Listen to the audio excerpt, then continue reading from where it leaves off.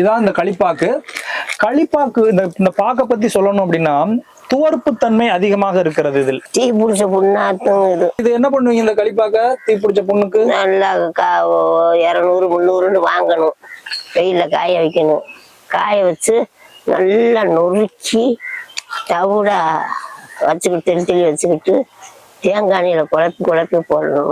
தீ பிடிச்ச புண்ணு கோழி இறகு 2 இறகு 3 இறகு பிடுங்கி அதை இப்படி கோழி இறகு இருக்கு இல்லையா, அதை ஒன்னா கெட்டி சேர்த்து வச்சுக்கிட்டு அதுல ஓட்டி அந்த புண்ணு போடணும், கைப்பட போடணும். தீக்காயம் பட்டதுக்கு பாத்தீங்கன்னா கோழி இறகு இருக்கு இல்லையா, அதை கெட்டிக்கிட்டு 4 இறகு 3 இறகு தேங்காய் எண்ணெயில இந்த பவுடர் இருக்கு இல்லையா, களிப்பாக்கோட பவுடர் நம்ம பவுடர் பண்ணி வச்சிருக்கோம் இல்லையா, நல்லா வெயில்ல காய போட்டு வறுக்க கூடாது.